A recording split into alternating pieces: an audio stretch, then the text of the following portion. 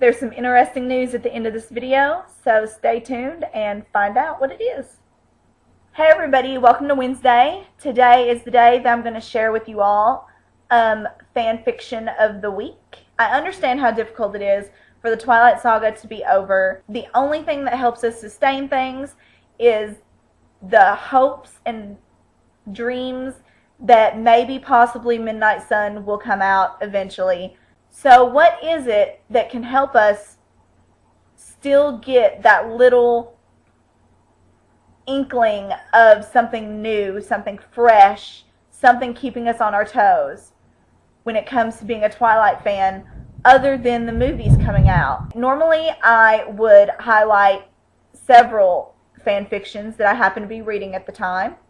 Fan fictions that are very well written. I'm not going to put on here any fan fictions that are pointless and silly and not staying at least a little true to the characters, because why read fan fictions about Twilight if it's not going to stay true to the character? Today's highlighted fan fiction is from a girl called Angst Goddess 003.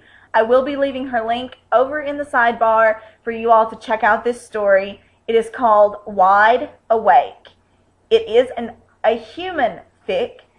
Instead of having such a supernatural world, making everybody human, putting them in different situations, different home lives, makes it very interesting to me and hopefully to you. The way everybody is grouped up is a little different.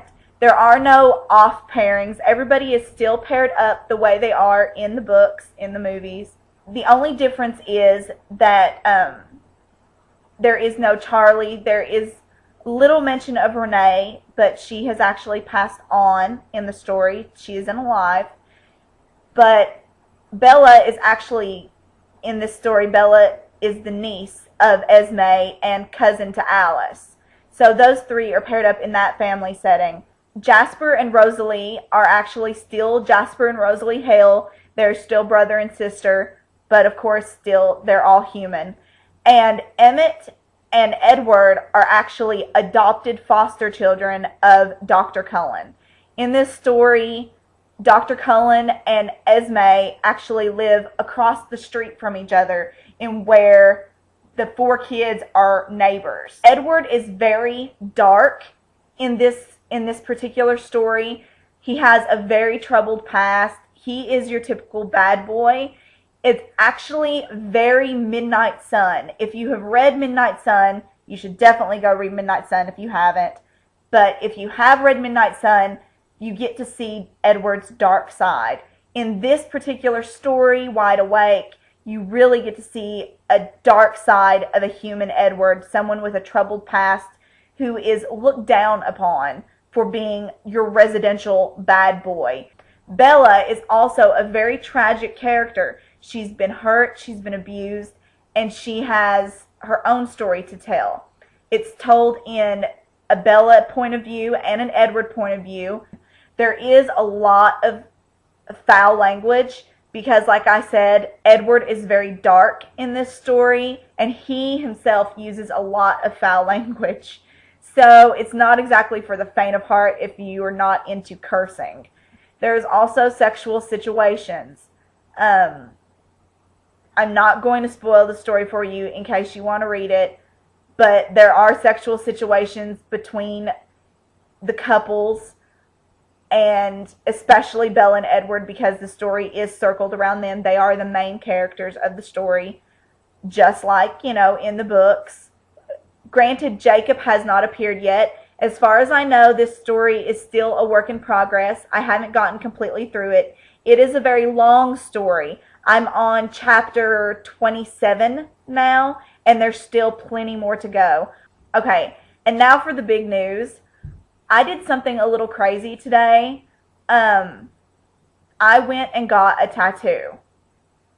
Now, I'm going to be posting this particular section on both my Mickey D channel, which you can get on this homepage, and my Apples and Feathers channel, which you can get the link to on my Mickey D page, because my friends that aren't fans of Twilight, they're not going to watch this channel, and my friends that are the Twilight fans aren't going to watch my other channel unless you really, really know me. A couple of you do watch both channels. I very much appreciate that. Thank you.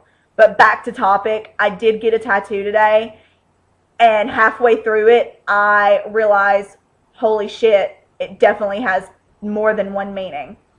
I got something that represents for me the fruit of knowledge, because in my life, I've dealt with a lot in 25 years, and I have so much more to learn in life, and every day I'm learning something new.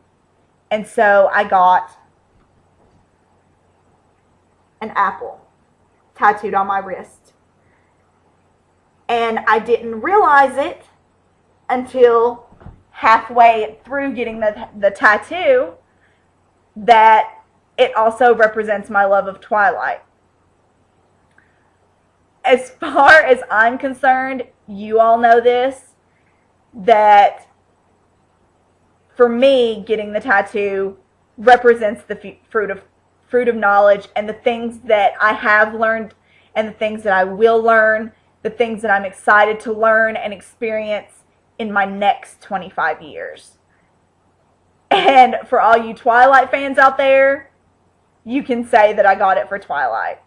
You know, I got it for the love of something that is universal. So, yes, it has double meaning. There are some people in my life that will not understand why I got the tattoo for either meaning.